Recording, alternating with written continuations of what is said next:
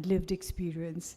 It not only challenges structures of inequality, but also creates space for dignity and self-representation.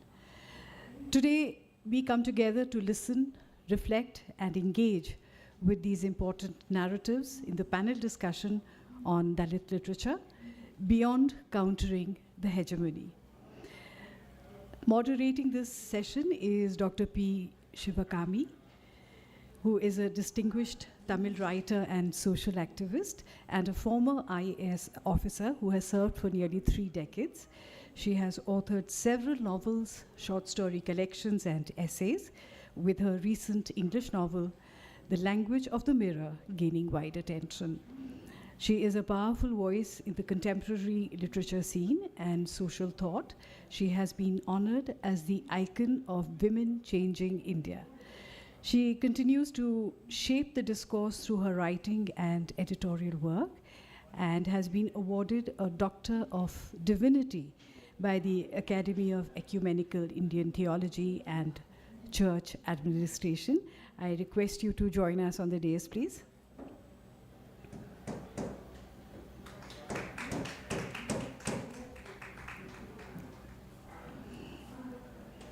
Kalyani Thakur चाराल Bangla की प्रमुख दलित लेखिका, कवयित्री और सामाजिक कार्यकर्ता हैं। वे अपने लेखन के माध्यम से जाति, जेंडर और सामाजिक असमानताओं के प्रश्नों को सशक्त रूप से उठाती हैं। आपकी रचनाएं दलित स्त्री अनुभवों को केंद्र में रखती हैं और समकालीन बांग्ला साहित्य में महत्वपूर्ण हस्तक्षेप मानी जाती हैं। वे विभिन्न साहित्यिक और सामाजिक मंचों पर सक्रिय हैं और दलित साहित्यिक आंदोलन की एक सशक्त आवाज़ हैं। She is also the recipient of several awards and honors, including the Sparrow Award and the A.K. Ramanujan Translation Award. I request you to kindly join us on the dais, please. Shri Shivraj Singh बेचैन एक प्रतिष्ठित हिंदी लेखक, स्तंभकार और शिक्षाविद हैं। आपके 4 कविता संग्रह, 3 कहानी संग्रह और आत्मकथा मेरा बचपन मेरे कंधों पर लिखी है, जिसकी कई भारतीय भाषाओं में अनुवाद किया गया है। आपको अंबेडकर राष्ट्रीय पुरस्कार, सुब्रमण्य भारतीय सम्मान और साहित्य भूषण सम्मान सहित अनेक राष्ट्रीय और अंतर्राष्ट्रीय पुरस्कारों से सम्मानित किया गया है। आपसे निवेदन है कि आप मंच पर आएं।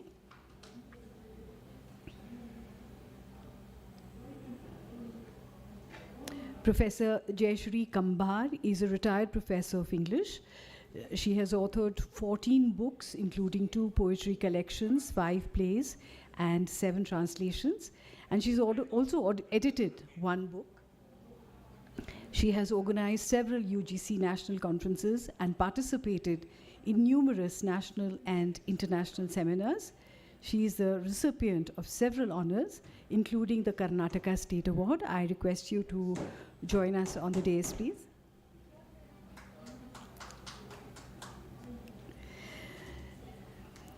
श्री विनोद गायकवाड़ मराठी के प्रख्यात लेखक हैं। उन्होंने 60 उपन्यास, 10 आलोचना ग्रंथ, 6 नाटक और 40 शोध आलेख लिखे हैं।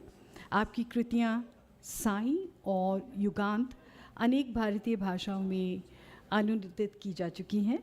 साहित्य के क्षेत्र में आपके योगदान के लिए आपको कई प्रतिष्ठित राष्ट्रीय और अंतर्राष्ट्रीय पुरस्कारों से सम्मानित किया गया है। आप कृपया मंच पर आएं।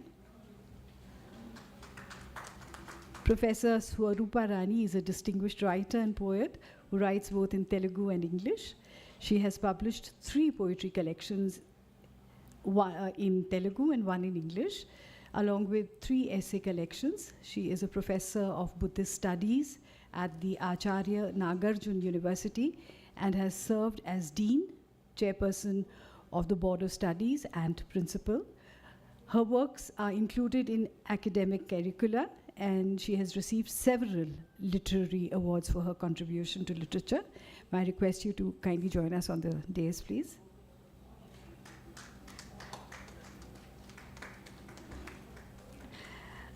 May I now hand the mic over to Dr. Shivakami.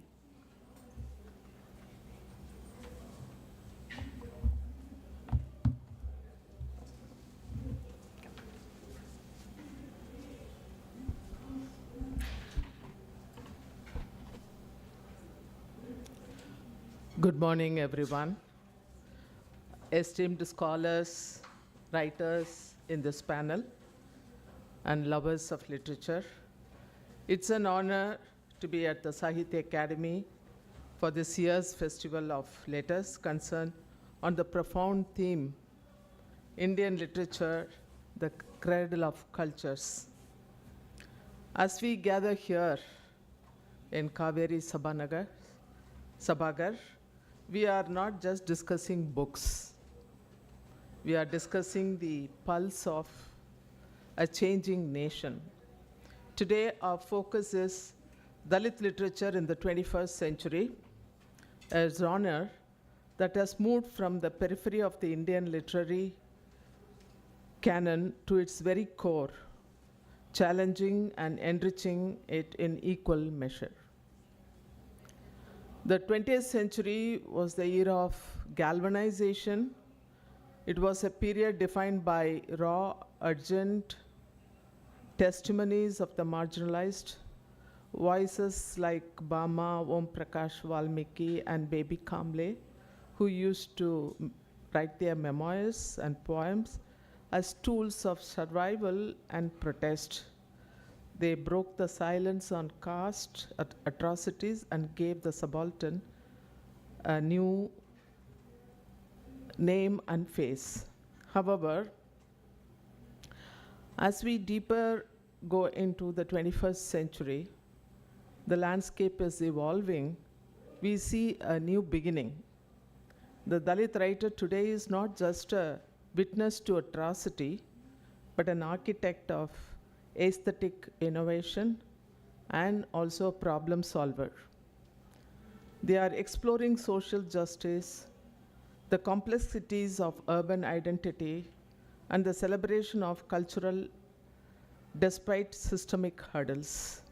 It's no longer just a literature of pain, but a literature of power and equality across the board.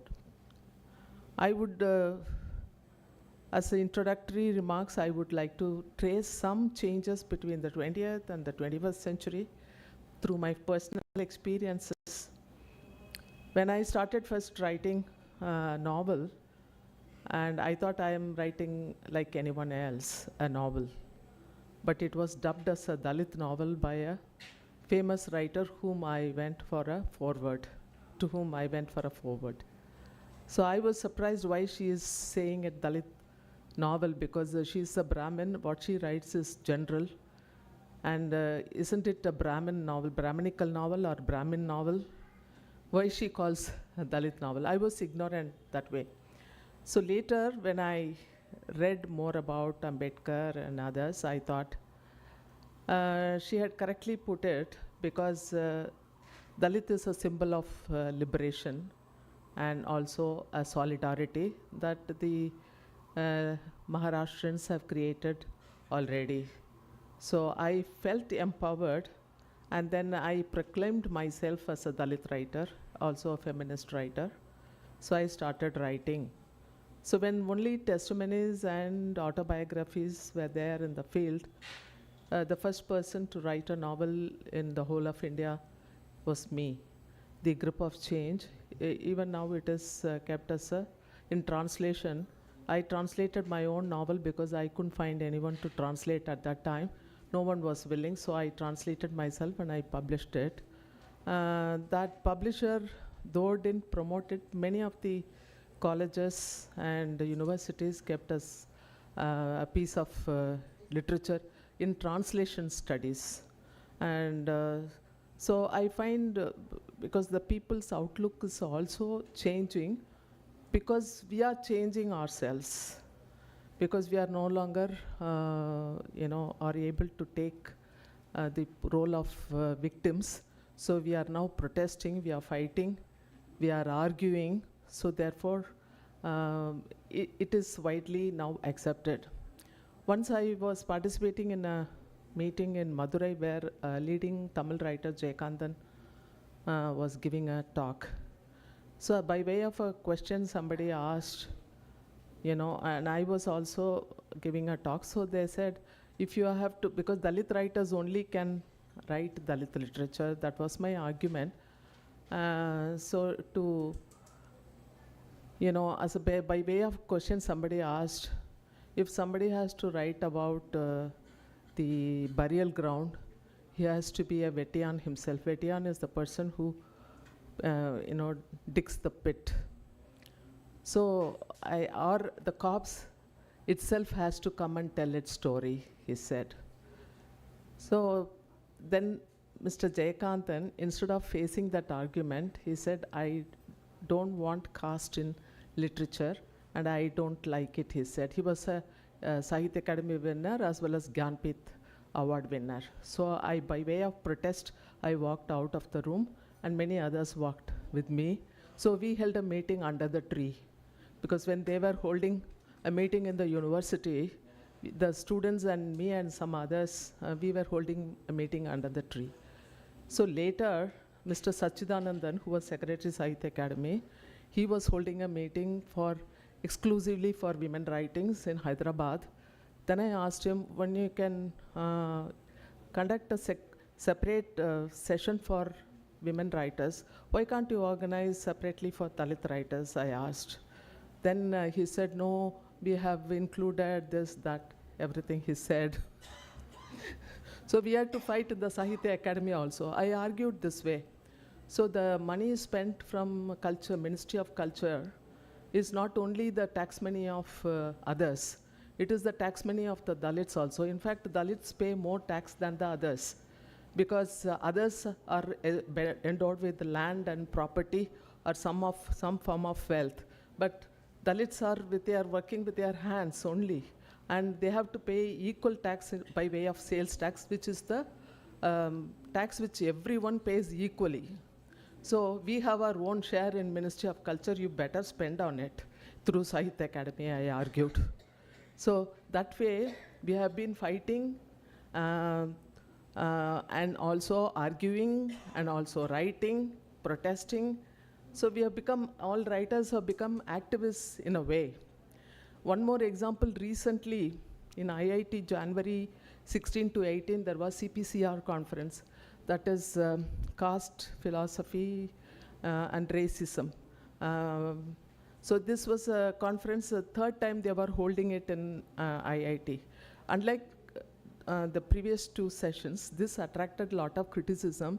People argued why a place like IIT should organize a CPCR conference to combat caste and racism, instead of spending their energy and money on inventing something, new machine or new invention in science. So, and also they said the selection of candidates was not good, because only Dalit writers, most of the writers were Dalits, and they were presenting their viewpoints. And in a way, I agree. Why should you call only Dalit writers in a panel? Here, Sahitya Academy does the same thing again and again. Only Dalit writers in the panel. Only we should talk among them. Of course, it's good for solidarity's sake. So we are strengthened, we become powerful, we learn from each other. That's good. Anyway, we are doing it separately, because we don't depend only on Sahitya Academy. We organize our own meetings outside the Sahitya Academy also. But here, we should involve others also in this panel. And in the others panels also, Dalit should be involved. This is kind of a ghettoization of Dalit writers. I strongly oppose this. Dalit Sahitya Academy should take note of this. I'm not worried whether I'm given a Sahitya Academy award, or I'm not a contestant at all. In fact, if they want to give, I would happily say no to it. But I'm saying, I won't say no, but I'm saying I'm not asking for it. But what I'm asking for it, that the money should be spent, and also there should be a mixing of, because they should hear our arguments, and because it's not only about literature, because literature is also social and economical, political. Our viewpoints on each and everything we have started expressing, about budget, about basic amenities in the villages, about Trump and about everybody. So you should hear our perspectives also. So therefore, in future, Sahitya Academy should include writers in each panel, possibly, because there are a lot of writers in all the languages all over the country. May not be possible in all sessions, but at least key sessions you should include inaugural session and closing session. We are never there. Why? What have we done? Are we not writing the same kind of a aesthetic value literature like others? Why are we secluded? So thank you, but anyway, I should thank Sahitya Academy for this wonderful opportunity in this panel to moderate. Now I request first Professor Swaruparani, who would talk on this subject. Thank you very much.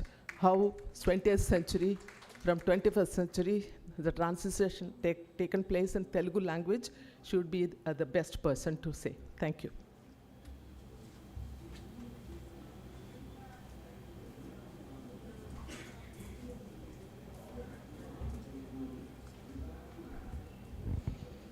Jai Bhim, respected Dr. Sivakami, my moderator, and other fellow discussions,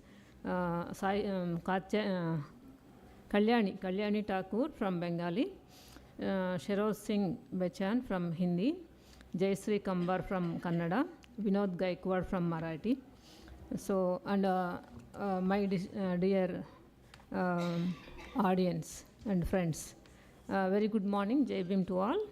I'm happy to be here, and I express my deep gratitude to the Sahitya Academy, particularly Pankaj and the team, and our Telugu EC members, Mr. Prashen and Professor Mrunalini ji, for the opportunity. So in this topic, Dalit literature in 21st century, I would like to speak from Telugu point of view. Naturally, like the other languages of Indian languages, Dalit literature has been deep-rooted with the ancient past, that Charvaka, the philosophies of Charvaka, Slokayata, Buddhist, and other Shramanic traditions of ancient India. And coming to medieval period also, we have Bhakti movement, anti-caste Bhakti movement. It is also, it has its impact on modern Telugu Dalit literature. And also Pothuluri Veerabrahma, the writings of Pothuluri Veerabrahma and Vemana. And in modern, coming to the modern period, we have Phule, Ambedkar, Periyar, and the movements also, Adi Dravida movement, Adi Hindu movement, Adi Andhra movement we have. So the Dalit literature is rooted with this philosophy of ancient non-Brahmin movements or anti-caste movements since ancient period, right? Then modern Dalit literature is basically, it is a contest. It is not just like the writing for the writing's sake. It is the contest or fight against the inequality. It contests basically the caste and class dominance and discrimination and exploitation. And the early phase in Telugu literature, we have to categorize the Dalit literature into basically broadly two categories, two phases. That is, the first phase is early 20th century in the early phase. That is, it was started with the Adi Hindu or Adi Andhra movement with Bhagireddy Varma, Kusuma Dharmana and others. That is the early phase. It was started with the first decade of 20th century. Then it goes till 1980s. We can broadly categorize or divide that till 80. Till 80 means, 80s means it was started with, the second phase was started with Karam Chedu movement. Karam Chedu was happened, that massacre against the Dalits was happened in 1985. So till then we have literature against the caste oppression, but that literature, the nature of that literature is different, and after Karam Chedu, its tone is completely changed. Its voice is completely changed. Before that, Bhagireddy Varma, Kusuma Dharmana and others, and then of course we have Gurram Joshua, Boy Bhimana, and many others, and Kolakuluri Enoch, all of them, they are also there, but their voice is initially something like prayer. In the beginning, it is like something like a prayer kind of thing, not the serious protest. It is, we can call it protest, but still, it is mild kind of protest. Mild kind of protest. Simply, they criticize the varnasrama dharma, caste system, discrimination, and all inequalities, but not with anguish voice. But after Karamchedu, the voice became very serious. Anger, lot of anger and protest is seen in the literature produced after Karamchedu. And then, more importantly, after Karamchedu, the number of poets, number of writers is significantly increased than before. Than before, we have very limited writers, but after Karamchedu, the number of writers, poets, balladeers, that number is significantly increased, and we can say it is more than 100 writers and poets. And also, the form is also, like in the beginning of this Karamchedu movement, form is mostly poetry and song because of the ongoing agitations. And very importantly, this period, 1980s to 2000, there were lot many massacres, atrocities against the Dalits, right from Karamchedu to Vempenta. Many massacres have happened. Karamchedu 1985. Later Sunduru, Vempenta, Padirikuppam, Neerukonda, in many places, number of massacres are happened. Why massacres are happened? For that also there is a serious, important, significant thing is there. Before that, there was discrimination, caste discrimination. There was inequalities are there and lot of oppression is there. But questioning was not there. Just they were accepting the discrimination and going on. Okay, in 1968, there was killing, caste killing in the place called Kanchikacherla, wherein a Dalit youth was fall in love with upper caste girl, and for that they killed him brutally. They burned him alive. Sajiva Dahanam, burned him alive in 1968. That was recorded. That was filed. Case was filed, and there was huge response from all over India, and even from BBC. BBC also has published that news, and Deputy Prime Minister of that time, Babu Jagadjeevan Ram, also arrived to the village, Vijayawada and his village also. So that was another milestone. But Karamchedu became milestone because by that time, 1980s, Dalits became organized. Dalits became organized and started questioning the discrimination at the village level. So huge massacres, killings are started because of raising the voice. So in Sunduru, what happened that there was a railway gauge. So all Dalits of that family are getting jobs, small gaps, but jobs. But they are entering into the jobs and proclaiming their self-dignity. They are wearing white dresses, changing their life pattern. They are not simply going as parlour work, do the parlour work, and they are not submissive, and they are entering into the jobs and getting educated, and their children also getting educated slowly.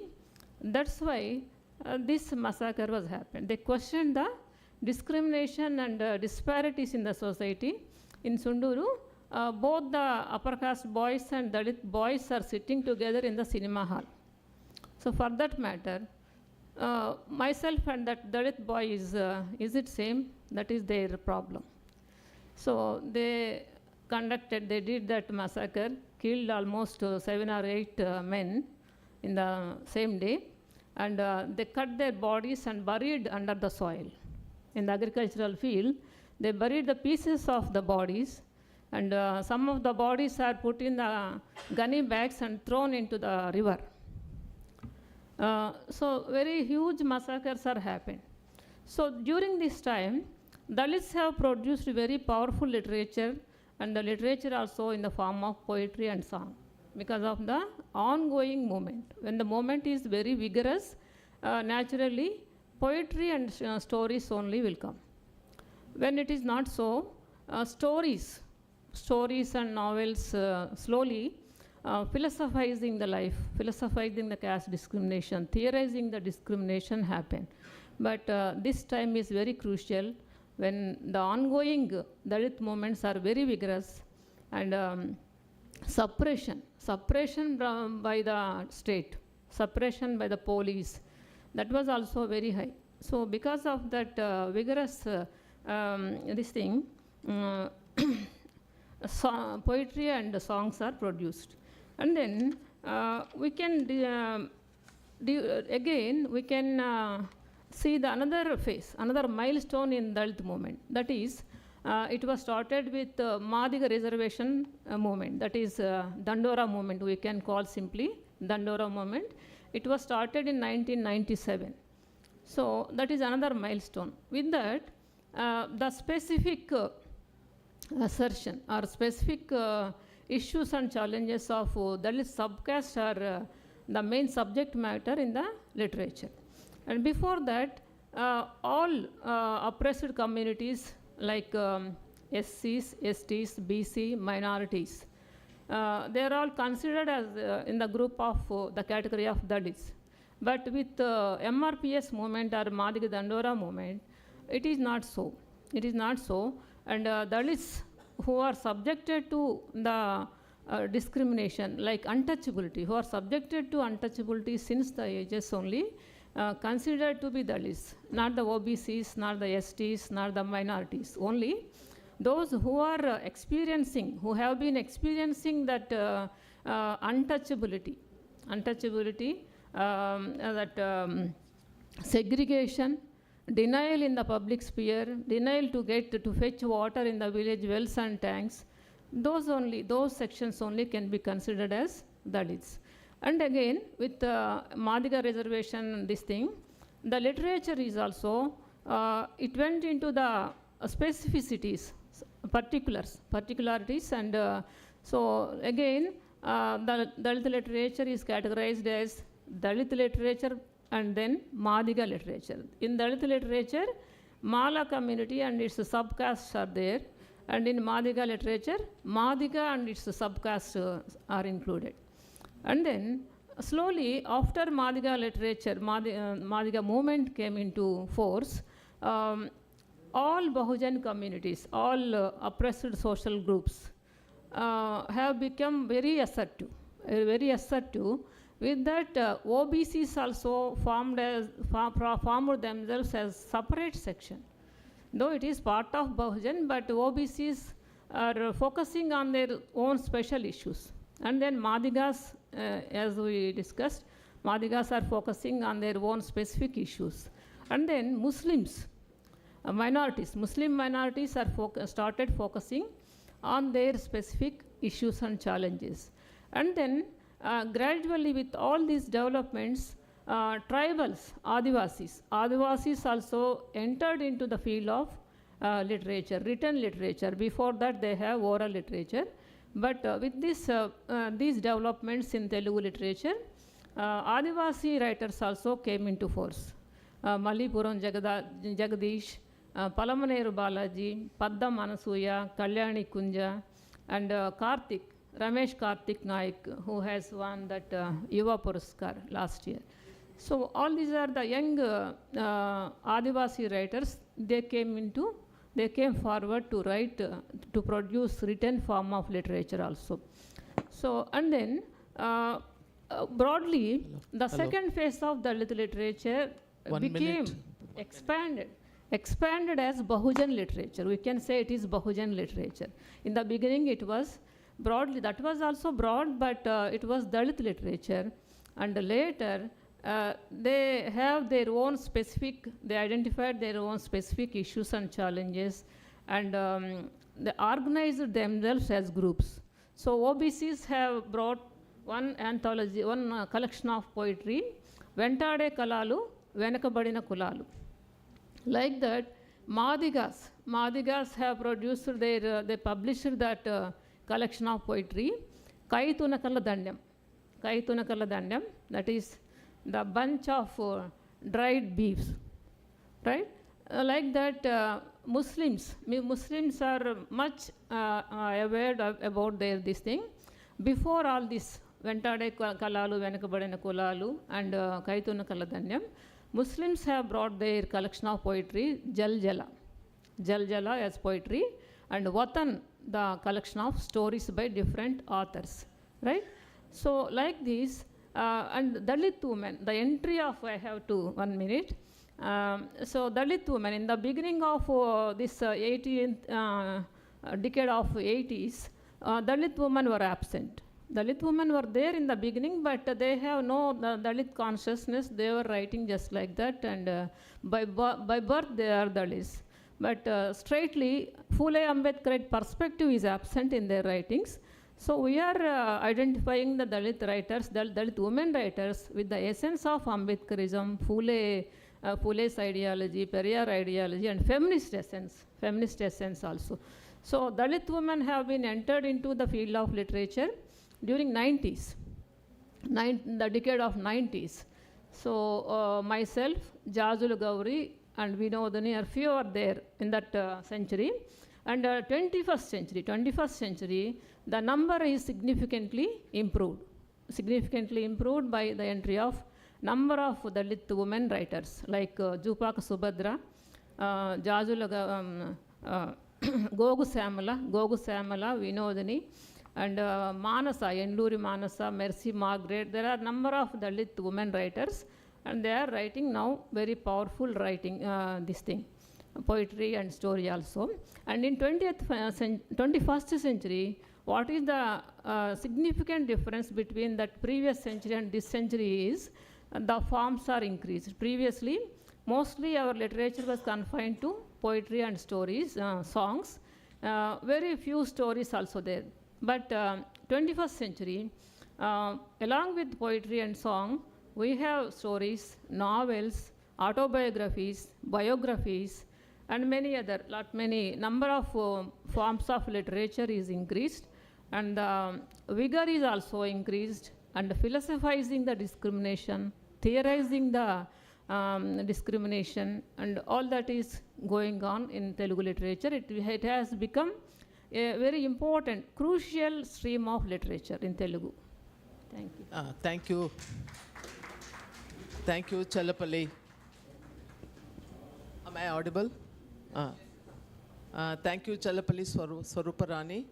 You have traced the entire history of Dalit literature starting from the 20th century up to 21st century. The highlights are how the awareness created by Dalit literature in the villages have led to criminal assault on them, one. Secondly, how intersections have come to play in Dalit literature, that is feminist literature, and also within Dalit sections there are Mala, Madiga, and also OBCs. So while you say this, should not be misunderstood as disintegration. It is a kind of addressing their own problems and challenges by the community. As a result, at some point of time, they'll be all uniting themselves. It's a kind of a politicization of all the communities, and Dalit literature was a key cause, she said, especially Dalit women writings. Thank you. Next, I would like to invite Jayashri C. Kambar from Kannada language.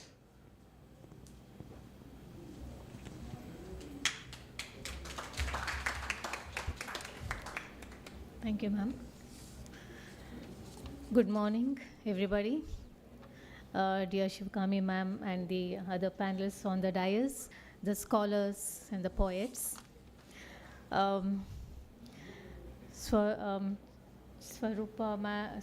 right? Yeah. She spoke about the historical context in Dalit literature, and their experience talks more strongly than mine because I'm a non-Dalit, and I have closely observed some of the situations, and thankfully we are brought up in a society, in a home where we do not discriminate caste system at all. Having studied Dalit literature as a part of my profession, teaching, it was here and there studying many writers in tidbits. And what I observed is the students responded so well to it. The students of this age of technology, when you talk about the stories of the untouchables, what they faced, how did they try for one glass of water to serve her husband, getting some rotten water, and I could see how the children, how the students used to feel sorry for it. So academically, I feel that by adding Dalit literature as a part of syllabus, definitely, makes their humanized self to be awakened. So I'm not giving here any details about the historical context because it was throughout India in 1910 where the works of Jyotirao Phule and Ambedkar's annihilation of caste influenced on people, and the education which they had received also made them to come forefront and express their views and their suffering and their pain. So here I just will go through the points what I've, then we'll have a little bit of discussion which is also included here. So in Kannada literature, we hear the voice of marginal section during Vachana movement of Karnataka in 12th century, which is again a Bhakti movement also follows. And 12th century was more prominent in Kannada literature because it created a great furor. So it's the most remarkable and revolutionary era of Karnataka as people from various social streams participated, sharing their views democratically. Madara Channaya, Ambigara Chaudaya, Madivala Machaya, Haralaya, Jedara Dasimaya, etc. There are very few who have been portrayed, who have portrayed the social injustice, corruption, caste system, rituals. In toto, they strongly question the major issues pertaining to identity and inequality. Dalit literature has been a strong platform which has its expression of pain, suffering, injustice, humiliation, anger, along with the portraying their culture, traditions, and their native dialect. That is what we see now. This voice of marginalized section of the society was explored after they entered into the mainstream of the society through education, which being the doorway to express their social injustice.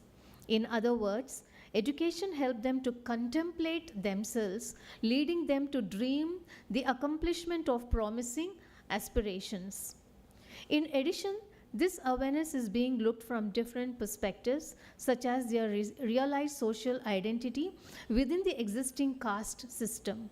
This has led them to voice against oppression, revealing harsh realities using their dialect unhesitant and realizing their own importance and strength and exposing exploitation. So even they did not hesitate to use their dialect. It was not like the official dialect, official Kannada language that they used. So they started using their native dialect to express more strongly. And though it is a little difficult for us to read and get that, but once you start with that tone, then you delve deeply into their whole life. So the recent Dalit works have included their culture, traditions, gods, and rituals, hence introducing us their living and beliefs which never before recorded. In 1960s, Kannada Dalit literature emerges to voice the inequality and social discrimination. The members of the oppressed community raised out the demand for the dignity.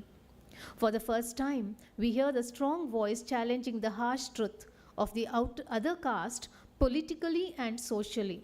This was the expression of bitterness along with the artistic zeal.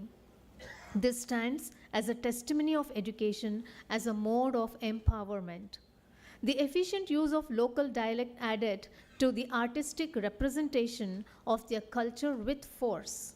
In the present scenario, the Dalit literature is not just a mere narration of oppression, but it is a challenge to the existing hegemony. I would like to quote few eminent writers of Kannada Dalit literature. The first and foremost poet in our Kannada literature is, who influenced to a large extent is Siddhalingaya. And he created a new way of awareness. So that was the era where the cassette had just emerged and it was reaching people. And his poems were sung in those cassettes where he questioned, who got this 47th independence and where is it? How did it come? So like this questioning and making, again talking about attack them. They had attacked us, so now you attack them. So all these sort of songs which was heard by people, because education could reach during those days to very few people, but here it took across even the rural areas where they listened and where the awareness rose. So again, Devanur Mahadevaya is another a poet and a novelist who has written Kusuma Bale, the novel which created a new wave in Dalit literature, because it talks about a woman and how a story, just giving birth to or having an extramarital relation and giving birth to a child. He brings a whole village there on one platform, each one discussing. We have there the women of upper class also sitting there and discussing on this incident in the village. Any incident becomes everybody's, the whole village is like a one big home, even whether it is upper class or lower, but the incident is like, they sit and discuss. So he has created all this and questioned there by highlighting the motherhood. Whatever is the caste, but motherhood predominates there. But even there we have some of the characters like Turama, where she's encountering the rituals or magical performances with the Brahminical, and where she uses her tantras. So in a small platform in their own culture, how they try to combat with the upper established rituals and the beliefs. So this is one of the novel. Even to this day, it's very popular. And the language is too difficult. Most of the Kannada readers will say that it looks like Greek and Latin when we read it. But when you delve in it, first a few pages may go very difficult to enter into the fervor of that dialect, but once you're in it, you start reading, you just go to their own homes and read that into that dialect. So we have another, I'm only quoting few poets. So Murna Kudu Chinnaswamy is yet another poet and short story writer, and he also talks about how the second generation of Dalits are exploited. So first generation, they suffered the physical oppression and physical atrocities they had to face. But second generation, he says that they have to face psychologically. They are facing psychological issues. So in various contexts. So as he tells that in one of his interview, as the time has passed by, it has shifted, the oppression, the torture, the humiliation, etc. It has shifted from physical to psychological.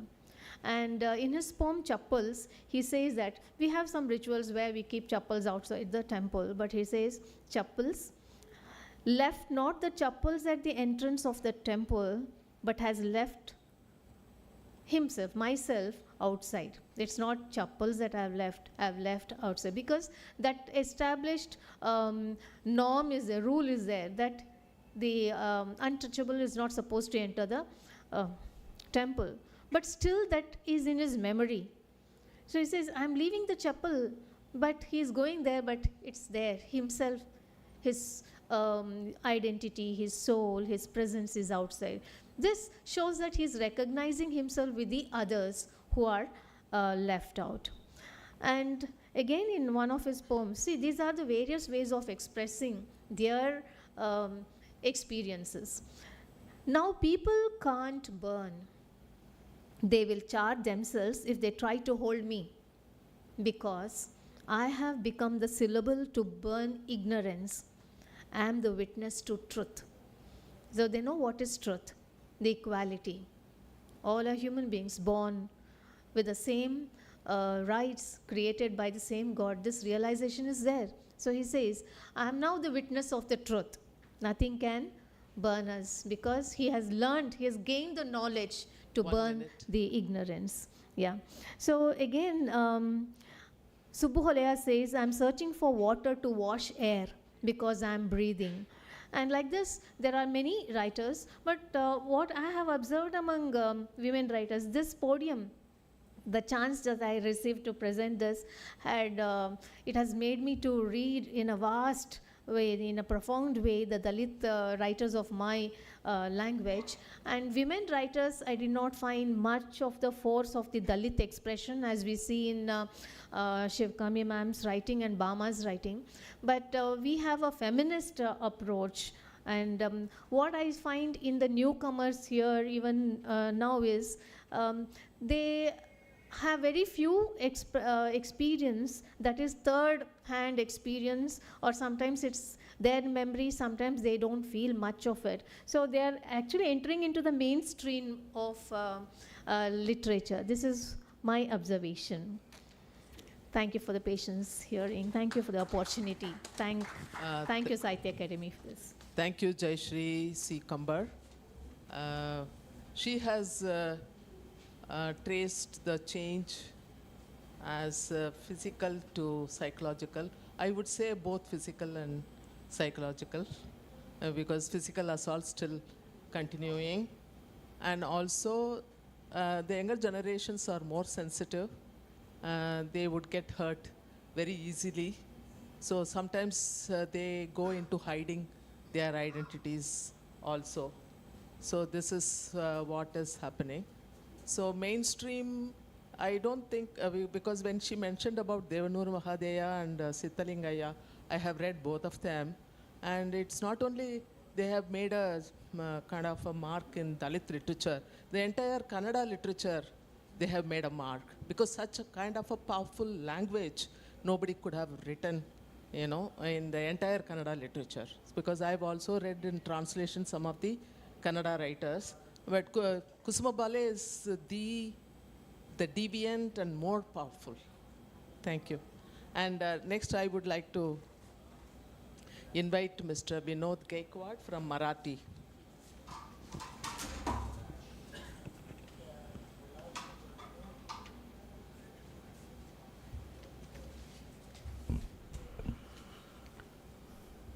आदरणीय P Sivakami जी, कल्याणी ठाकुर चरल, शौराज सिंह बेचैन, Jayashree Kambar madam, चलपल्ली स्वरूपा रानी और उपस्थित सब गणमान्य श्रोताओं, सभी को मेरा प्रणाम। I am the professor of Marathi, फिर भी हिंदी बोलने की चेष्टा कर रहा हूँ। कुछ गलती हो गई तो माफ़ करना।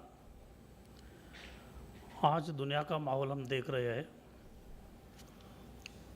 ईरान, इज़राइल, अमेरिका, कल मैंने सुना रशिया भी उसमें शामिल हो रहा है।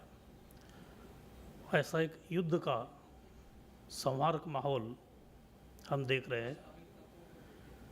ऐसे कुछ लोग ऐसा ही कह रहे हैं कि शायद ये तीसरा विश्व युद्ध भी होगा, उसमें परिवर्तित होगा। ऐसे माहौल में हम उस साहित्य की चर्चा कर रहे हैं, दलित साहित्य की, जो दलित साहित्य युद्ध नहीं चाहता, बुद्ध चाहता है। बुद्ध की फिलॉसफी चाहता है, शांति सद्भावना जगत में चाहता है। दलित साहित्य एक ऐसा साहित्य है 21वीं सदी में भी, अभी जो बात मैंने की कि उससे यही भी प्रतीत होता है कि यह साहित्य 21वीं सदी में भी अहमियत रखता है, बहुत महत्वपूर्ण है।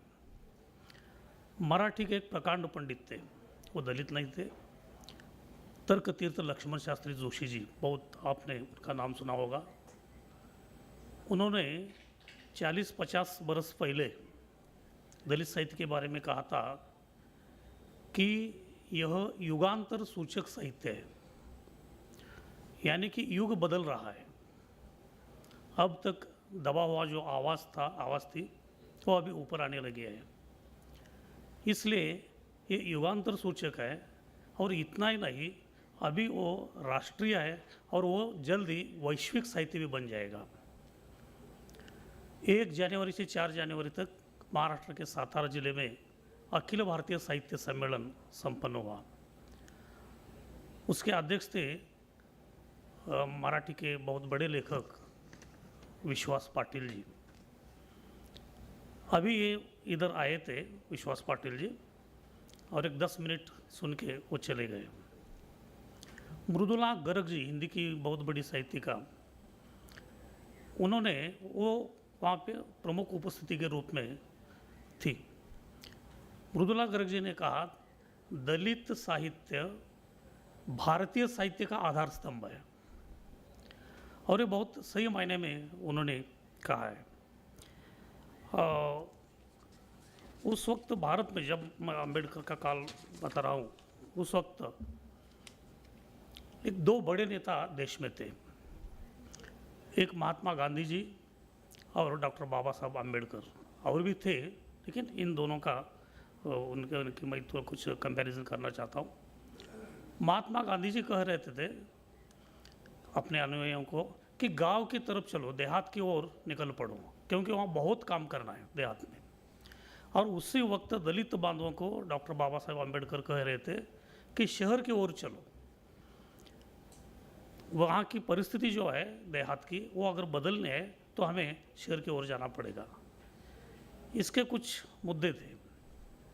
गांव में जाति, रूढ़ी, परंपराएं, ये सब बहुत दृढ़ थी, और दलितों को वो सब भोगना पड़ता था। उसके बाद उन्हें जो काम करने पड़ते थे दलितों को, वो सब अपमानजनक के काम थे। गाय मर गई है, भैंस मर गए है, उसे लेके जाके गांव के बाहर फेंकाओ, ऐसे कुछ तो काम थे। बेबी कामले का जिक्र किया मैडम ने। वो बेबी कामले का जीना अमुत्सव, उनकी ऑटोबायोग्राफी है, आवर लाइफ। उसमें उन्होंने दिया है कि जब ये भैंस मर जाती थी तो हमारे दलित लोग लेके आते थे, उसका जो मांस है, मटन है, वो निकालते थे। वो बहुत होता था, और वो सुखाते थे। 2-3 दिन सुखा के वो डिब्बे में डाल के रखते थे। जब खाने के लिए कुछ भी नहीं मिलता था, उस वक्त वो खाते थे। इतना ही नहीं, वो पौष्टिक था। इसलिए बेबी कामले जब प्रसूत हो गई, और उसे उस वक्त कुछ तो पौष्टिक अच्छा अनाज चाहिए था, वो नहीं मिल रहा था। इसलिए वो डिब्बे में से वो मटन वो निकालते, उसमें कीड़े मकोड़े थे, और वो पानी में डाल के जो थोड़ा बहुत अच्छा निकला उसमें से वो खा रही थी। ऐसा वो जीवन था, ऐसी ज़िंदगी थी वो। इसलिए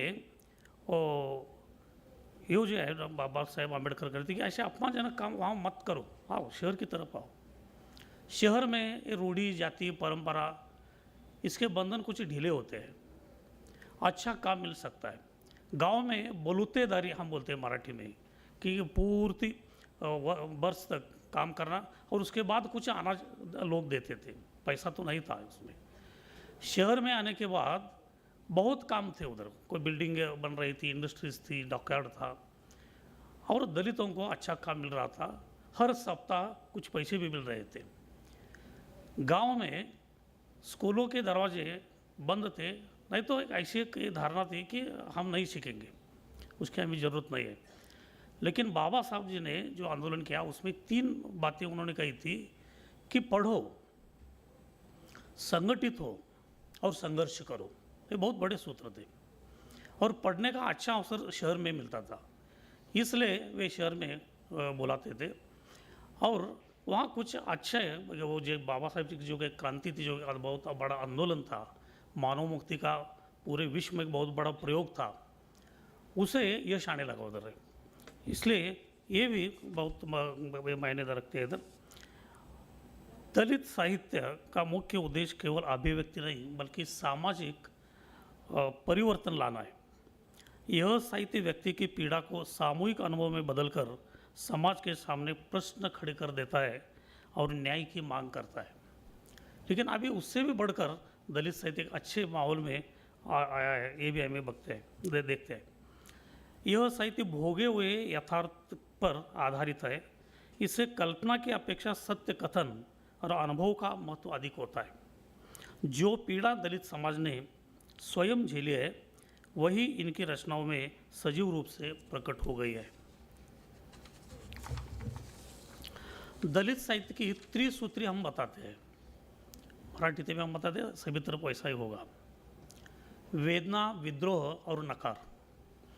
दलितों की एक बहुत बड़ी वेदना ये थी कि वो इंसान थे लेकिन उनको इंसान नहीं माना जाता था। जानवर, सूअर और कुत्ते भी स्पृश्य थे लेकिन इंसान होकर भी ये अस्पृश्य थे। इतना ही नहीं, मैं एक अलग बात कहना चाहता हूँ कि सिर्फ अस्पृश्य नहीं, अदृश्य भी थे। नाई समाज के जो लोग थे, बार्बर, उन्हें अदृश्य कह सकते हैं हम, क्योंकि सुबह सुबह कोई भी नाई अपना मुख और लोगों को दिखा नहीं सकता। कैसी विडम्बना है देखो, औरों के मुख देखने लायक जो बनाता है उसे अपना मुख दिखाने का अवसर नहीं था, परवानगी नहीं थी, उसे हम अदृश्य कह सकते हैं। ऐसे ये थे, वेदना ये थी। इसलिए जब वेदना अति हो जाती है वहाँ से विद्रोह जन्म लेता है।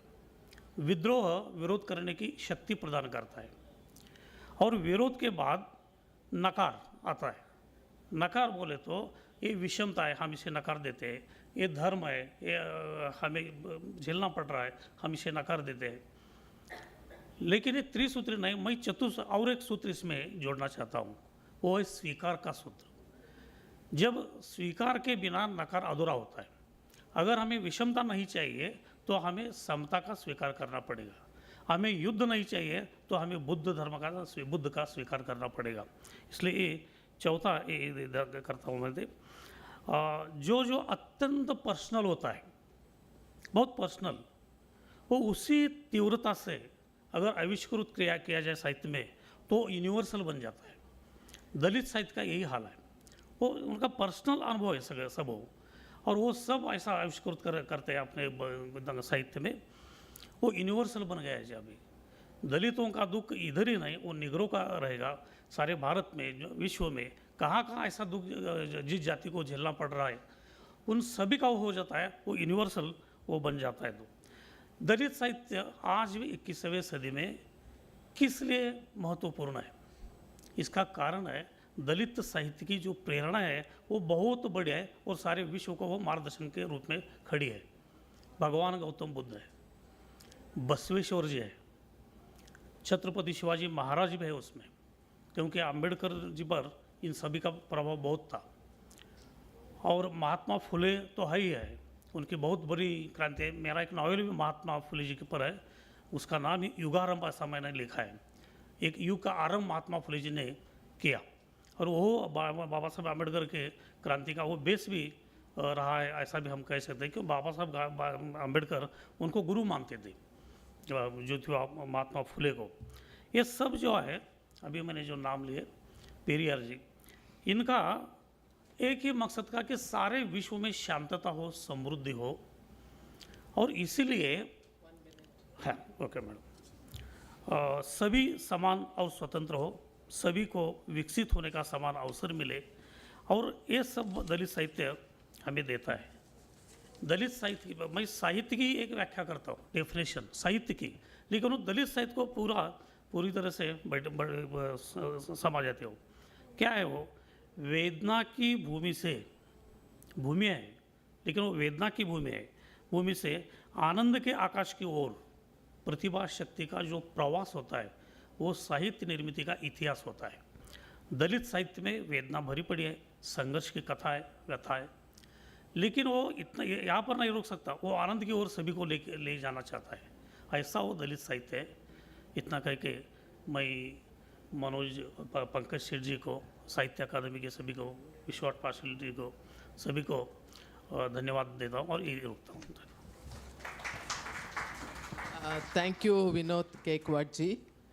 In his speech, what I could gather is that the narrative that Baby Kamble had written about the life has changed now. In fact, Dr. Ambedkar has professed that urbanization is the important thing to avoid all this discrimination, one. And secondly, he talked about how people have taken to Buddhism and following Buddhist philosophy. So these are the two important points. And also he says Dalit literature has become universal. What happens in the Hindi belt could be heard in Tamil belt. So we all connected through literature, and also the atrocities are also faced everywhere jointly. So thank you so much. Now I request Kalyani Thakur from Bengali language. They have already introduced her.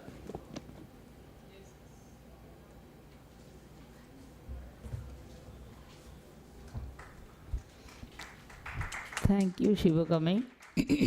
My respect to all my co-representative and the other dignitaries present here. Actually, how I take this session so seriously or lightly, how I present it. Actually, I am coming from West Bengal. You may say me Bangladeshi. So it is very difficult to my position with my identity. What am I? Am I Indian or Bangladeshi, Ghuspetia, non-resident, illegal migrant, doubtful voter, and so on? These all are my identities. Then how can I say not only Dalit, with these adjective I am also a Dalit of India. I'll read some historical points of view about Bangla Dalit literature. Actually, Bengali peoples do not recognize the word Bengal. There is the Jatpat in Bengal.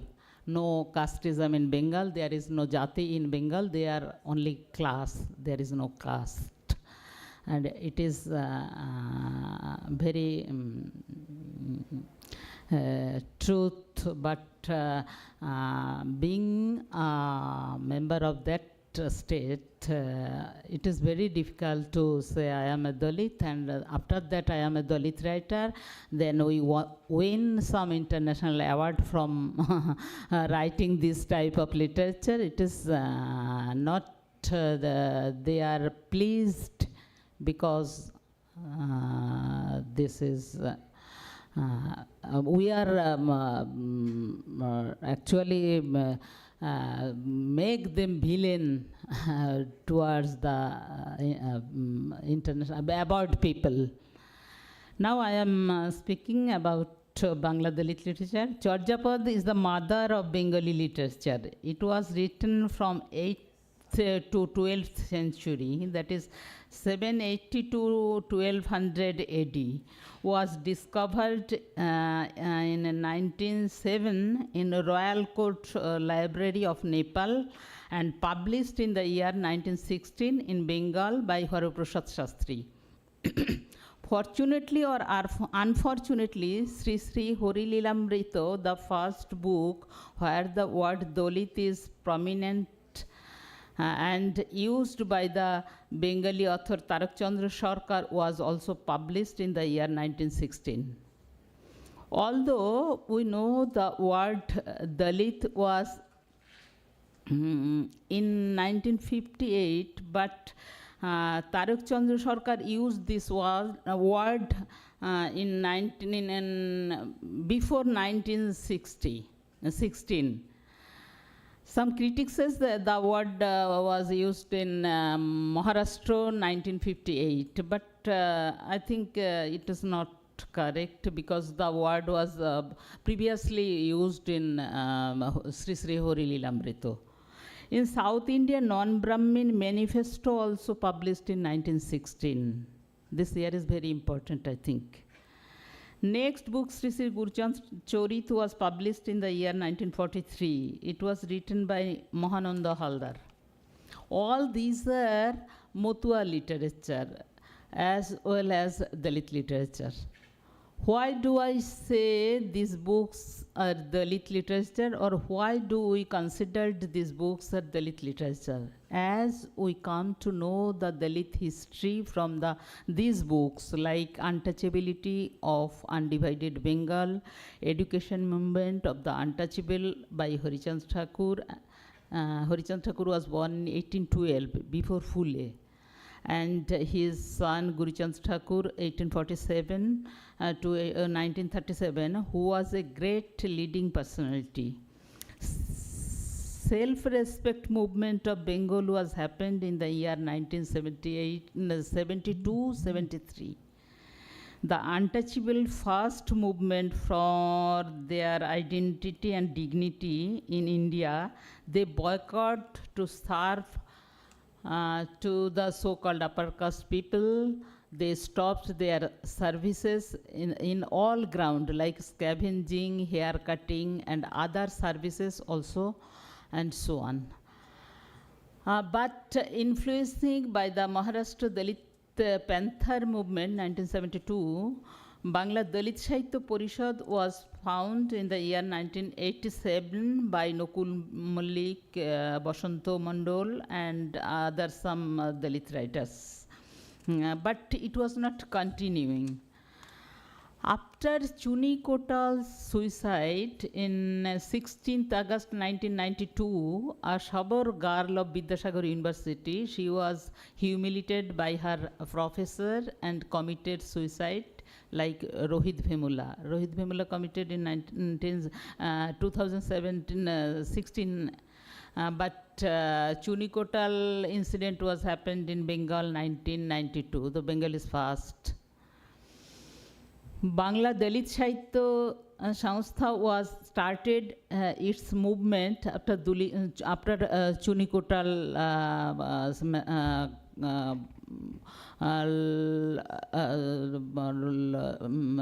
committed suicide after that. And their periodical Chaturtha Duniya was published in 1994. Although we also started our periodical Need Ritu Patro from 1994. Initially, it was published with some special issues like folklore, folk drama, centenary issues, loneliness, psychological issues, reservation, water, drinking water crisis about refugees, short stories about of Aborigine languages, and from 2011 it becomes the open field of Dalit women writings only. They write about, actually I am very much grateful and proud that here some Dalit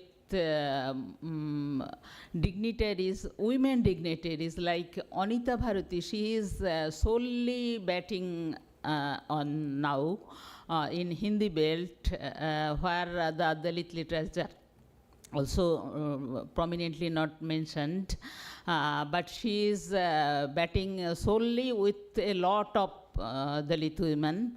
Here Shiva Kami also solely batting with South Indian, and others like IIT, IIM, because we focus on this institution like higher education, because maximum suicide cases are happening there. It is very trauma, all the caste trauma is happening in the higher education center. So we must focusing there. Sorry, I will manipulate this timing. But then these women are not only writing critical writings, they will write creative writings. The women writings about Ambedkar special issues, Dalit great personalities issues, current issues is about Mahamanav Gautam Buddha. These on the last issues. But the periodicals is covering 32 years. It is the 32 years of these issues. I like to say modern age of Dalit literature started from 87, or you may say 1992, as you can. But Dalit women age is started quite delay, and it started from 2011, we can say.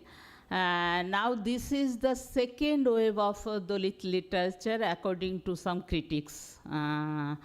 But Dalit literature is generally written from sufferings, deprivation, victimization. It also includes rebellion and upliftment from deprivation. Dalit wants to free from Dalitization. Manohar Mauli Bishesh mentioned somewhere, if we call the aesthetics of mainstream literature synthesis, then perhaps the aesthetic of Dalit literature is an antithesis. And both negotiation of meeting point, what we may be called synthesis. Thesis, antithesis, and then synthesis. And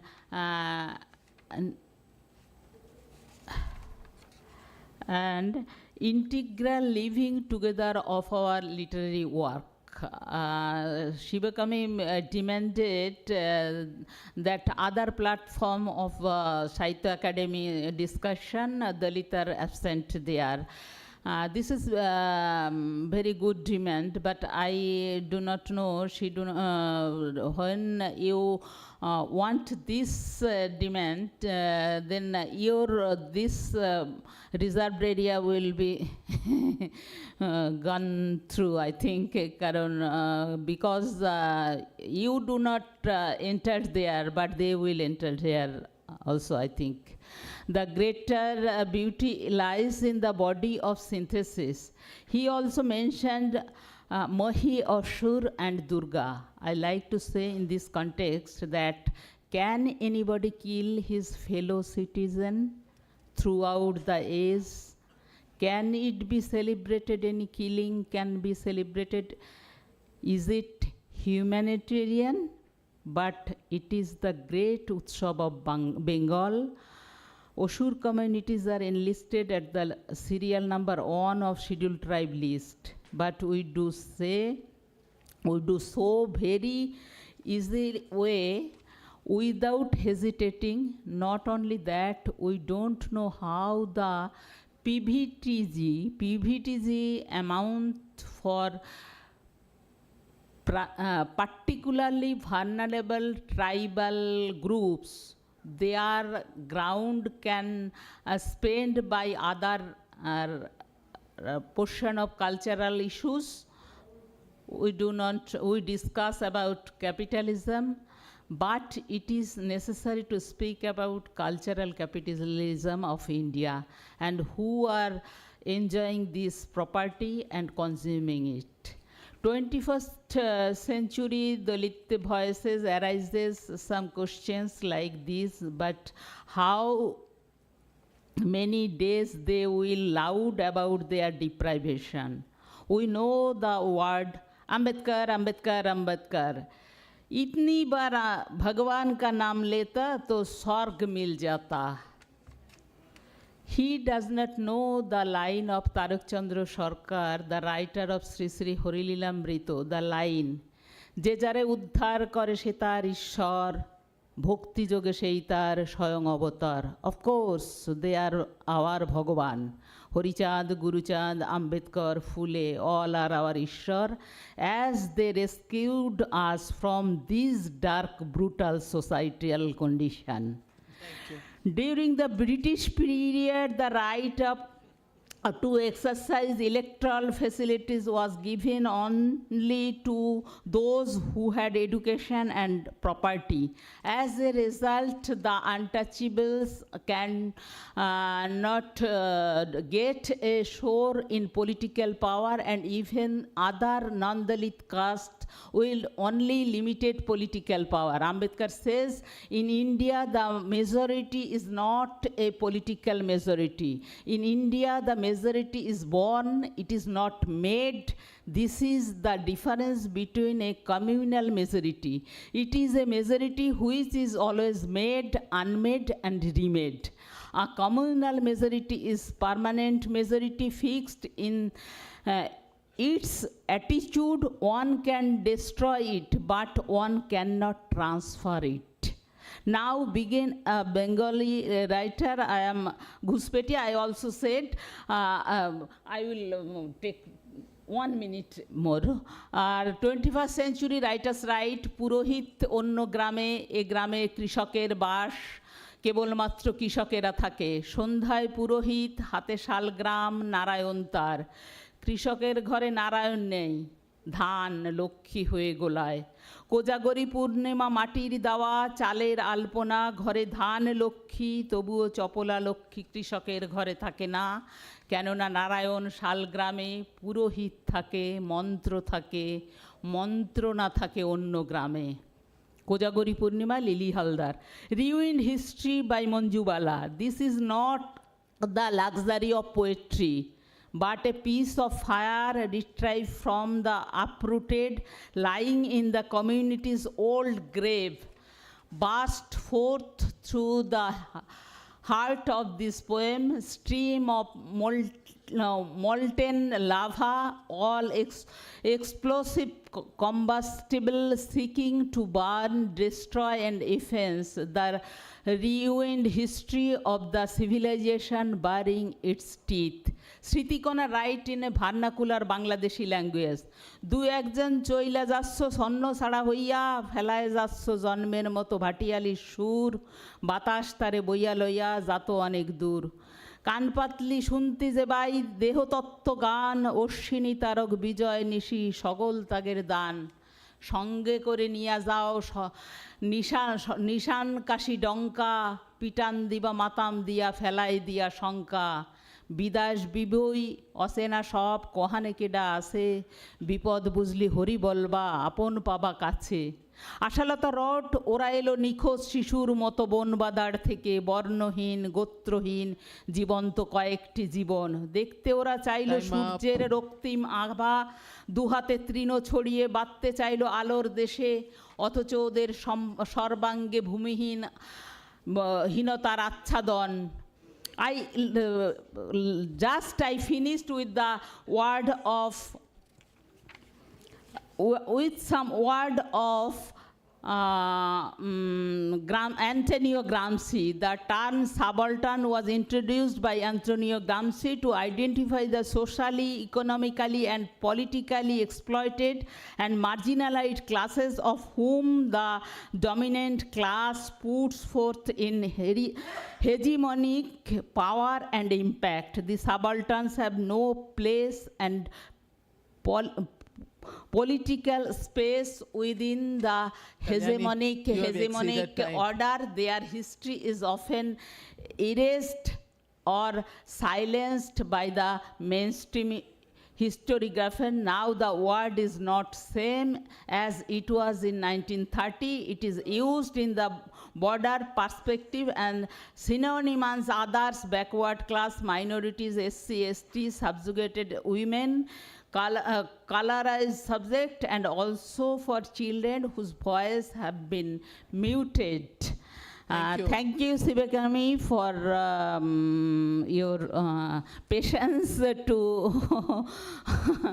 Here, you are just like our Speaker of the Parliament. I am sorry. Thank you, everybody. Thank you, all friends. Thank you, Kalyani. She traced the history of Dalit movement as such, and she says even before independence this has started in Calcutta. But unfortunately, there are not many Dalit writers in Bengali, that we must acknowledge. Because I couldn't find, I've been asking, Kannada, there are many, but Dalit women are there, and not in Kannada literature, not many. And also Andhra, she said 100 writers, and Marathi, of course, not many, lot many writers, not lot many, L-O-T, lot many writers. And Kerala also very few Dalit writers. Yeah. About 150 also. Where? Bengal. Bengal. Dalit writers? But we don't see any of them. And the translation. Dalit in Bengal. You don't know. There is no Dalit in Bengal. Oh, okay. Yeah, that's what she said in the beginning, class and caste, because you don't recognize caste in Calcutta, means West Bengal. So it's a paradox that you call yourself as a Dalit writer. Now I request Sharai Singh to speak, and just please stick to 10 minutes, because we should give some 10 minutes to the audience. They also have something to say. Thank you.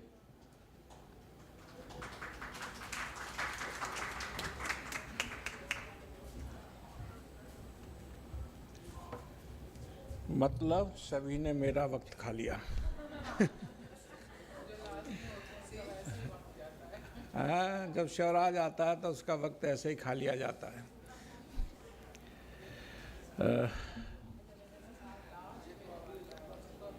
P Sivakami जी, चल्लापल्ली जी, जयश्री जी, स्वरूप रानी जी, विनोद गायकवाड़ जी, कल्याणी जी और आप सब।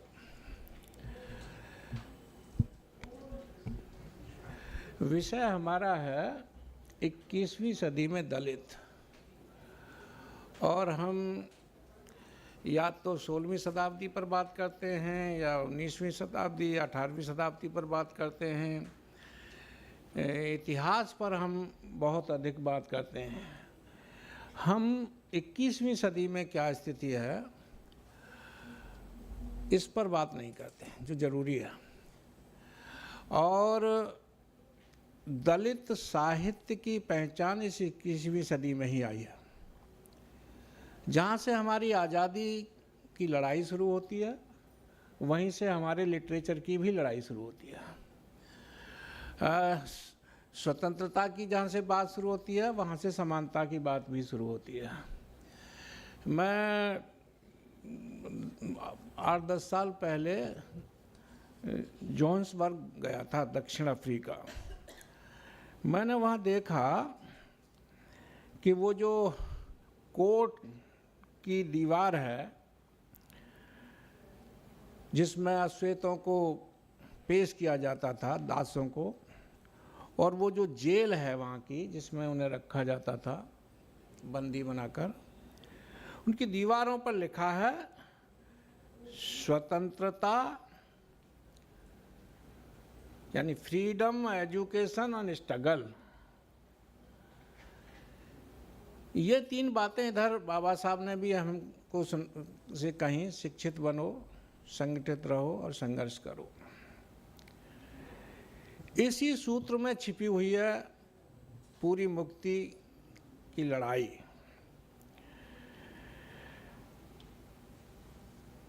हम अगर इस पृष्ठभूमि पर थोड़ी नज़र डाल लें तो हम पाते हैं कि हिंदी में स्वामी अच्युतानंद का आंदोलन चल रहा था। ये आदि हिंदू आंदोलन था, जिसे आंध्रा में और द्रविड़ आंदोलन में जो आप लोगों ने बताया कि उधर भी आदि आंदोलन चल रहा था, और पंजाब में भी चल रहा था। और पंजाब ये मंगूराम और अच्युतानंद दोनों कवि भी थे और सामाजिक आंदोलनकारी भी थे और पत्रकार भी थे। ये लोग इस बात का महत्व समझ रहे थे कि हमारी अभिव्यक्ति के साधन हमारे पास होने चाहिए, इसीलिए अखबार भी निकाल रहे थे।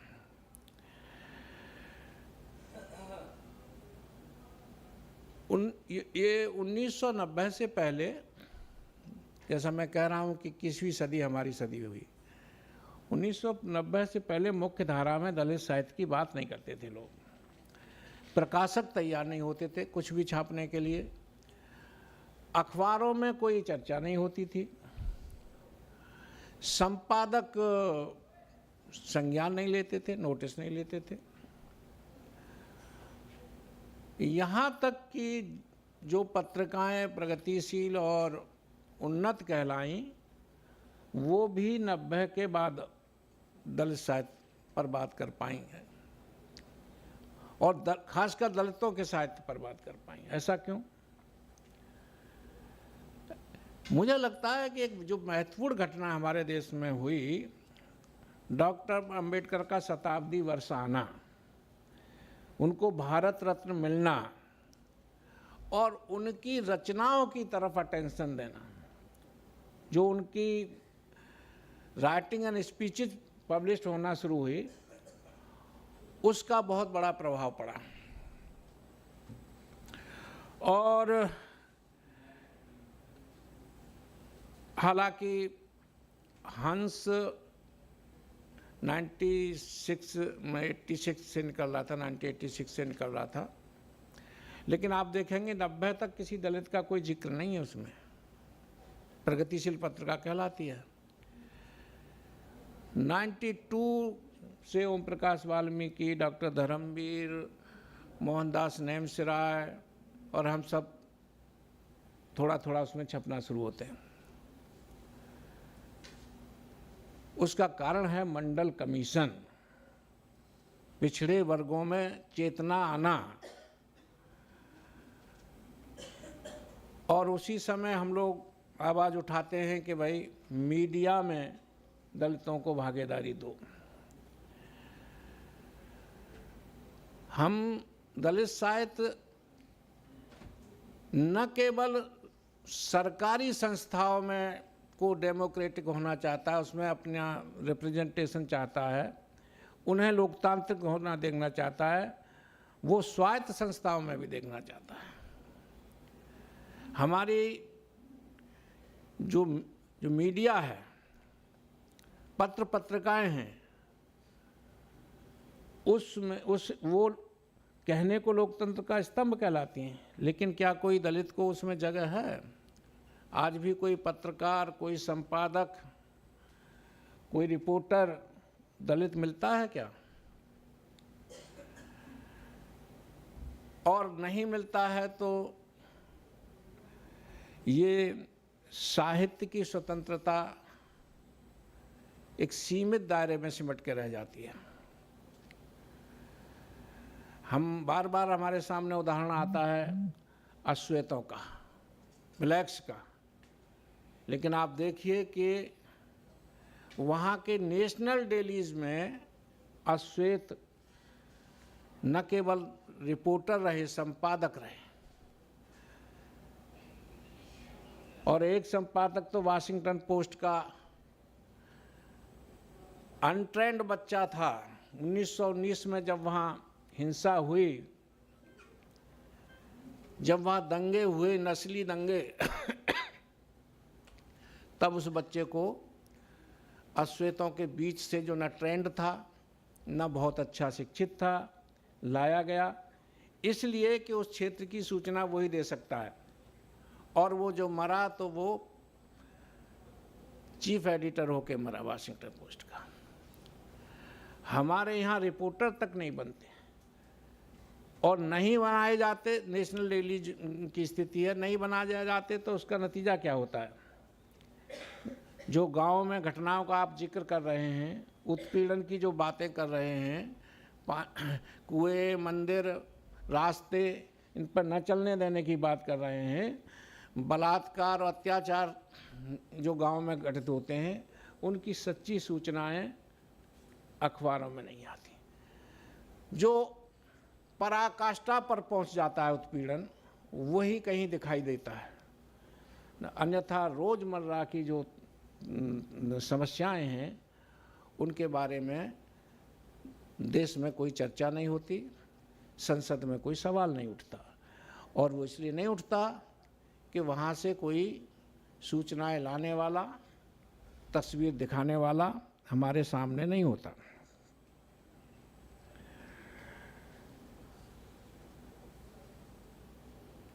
हम अपने स्तर पर दलित साहित्य की पत्रिकाएं निकालते हैं, अपने दलित लेखक लेखिकाओं को आगे लाने की कोशिश करते हैं। उसमें भी हमें हमारे पास एक दृष्टि की को बार बार साफ करने की ज़रूरत रहती है, और वो तब होती है जब हमारे पास अपनी पत्रिकाएं हों। हम बाबा साहब के जीवन पर अच्छी व्याख्या करेंगे उनकी, हम कबीर पर बहुत अच्छा बोलेंगे, हम फुले पर बहुत अच्छा बोलेंगे, सावित्री बाई की व्याख्या करेंगे, इतने से काम चलने वाला नहीं है। आज कौन अंबेडकर है, किस लेखक में अंबेडकर दिखाई पड़ रहा है वैचारिक स्तर पर? आज की सावित्री बाई फुले कौन है जिसकी अभिव्यक्ति में सावित्री बाई है? उसको रेखांकित करने की जरूरत है। आज का फुले कौन है, या फुले की चेतना किस लेखन में आ रही है, उस लेखन को सामने लाने की जरूरत है। इतिहास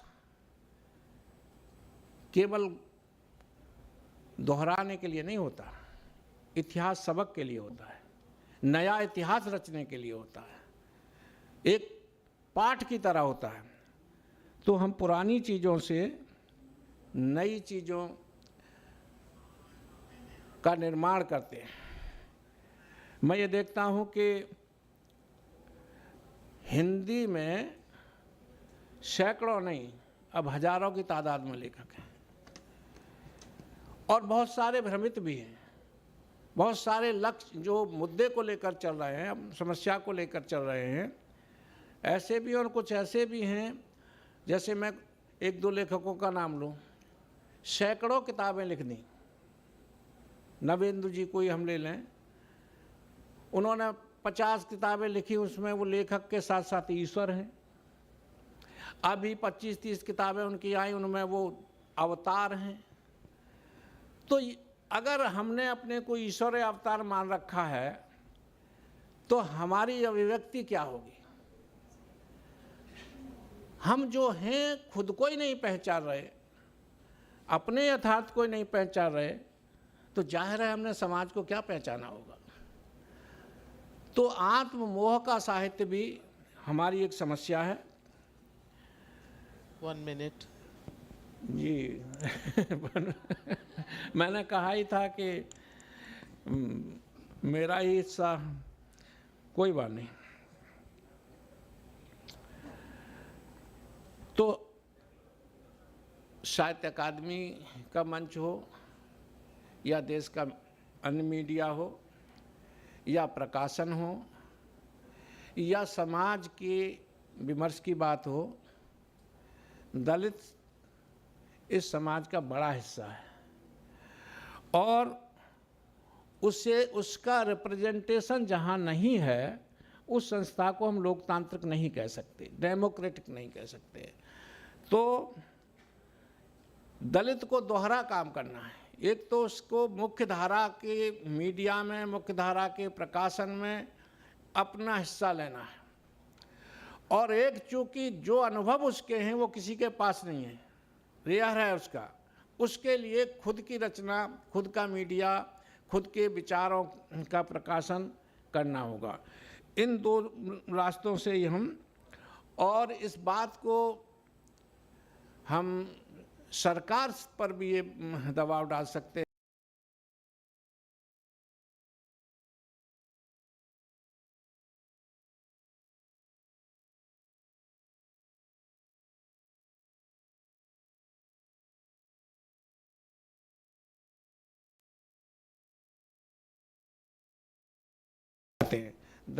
दलित इस देश का एक बड़ा समूह, बड़ा हिस्सा है और उसका साहित्य की अभिव्यक्ति में उसकी रचनाओं का संज्ञान लिया जाएगा तो मैं समझता हूँ कि ये हमारी एक अच्छी पहल होगी। धन्यवाद। Thank you, Sharai Singh, for hitting. Now, the summing up of his talk is, one thing is, unless the words are translated into action, there is no meaning to it. So now, one question, because there's no time, one question from the audience, one or two. One. Okay, yeah, please. Only question, huh? Chota sa.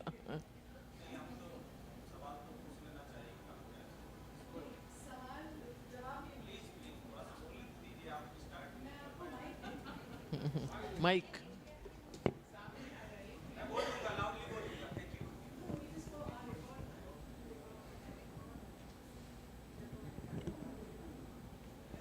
साधुवाद। मेरा नाम रवि है, मैं scholar हूँ Delhi university में। आपकी ही बात है मैम शिवकामी की। आपने कहा दलित साहित्य केवल दर्द का नहीं, शक्ति का, नॉट ओनली पेन का, पावर का भी लिटरेचर है। सो माय क्वेश्चन इज, पूरी दुनिया में जहाँ भी साहित्य लिखा गया है उससे जो मनोदशा बदली समाज की, तो परिवर्तन के लिए उसके बाद पॉलिसी की ज़रूरत होती है। पॉलिसी पॉलिटिक्स ही बना सकती है। सो दलित साहित्य पूरे इंडिया में जो डिफरेंट लैंग्वेजेस में अभी तक लिखा जा रहा है, उसकी राजनीति क्या है? कोई अभी तक राजनीति उसकी पहल नहीं दिख रही है, तो फिर इस साहित्य का अर्थ क्या होगा? Thank you. अच्छा, I just want to answer very briefly, though it needs a very lengthy answer. You know, when we started writing in the 80s, in 2000 we saw Tirumavalavan bargaining for power with the major parties in Tamil Nadu. Even now he has got 10 seats and it's a growing party. Of course, what they have achieved, that's a different story. So policy making, they are not able to influence, even though they are making a political bargain with major political parties. So this is a long process. What we need to keep talking about it, because some talk about reservations, some talk about land policy, some talk about their own subject where they are involved. So they're all in bits and piecemeal. So we need to consolidate ourselves so that effective policy is drafted at the Government of India level. Because policy making, we don't have a representative in the policy making. But all that they give is a freebies. Including central government and state governments, the policy for Dalits is freebies. There is no other policies there, except some scholarship and other things. No major economic policy for their upliftment. And so this need to be talked outside this room. We'll gather outside, we'll talk about it.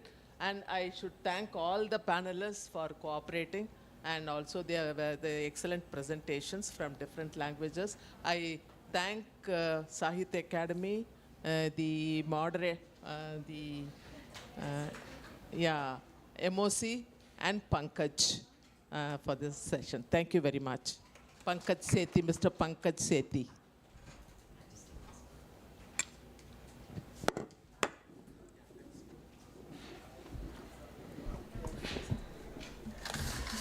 On behalf of Sahitya Academy, we'd like to thank the panelists. It was beautifully moderated by Shivkami ji, Kalyani Thakur ji, Shivraj Singh Bechain, Jayashri Kambar, Vinod Gaikwad ji, and Challapalli Swaruparani. Thank you all so much. It's also a reminder to everyone that Dalit literature is not just a genre, but a powerful assertion of dignity, memory, and voice. These narratives do more than tell stories. They challenge silences, reshape perspectives, and invite us to listen more deeply. As we conclude, may we carry forward these not just in words, but the responsibility that they awaken in us. Thank you all very much. We'd like you to come forward for a photograph, please. Shivkami ji, please.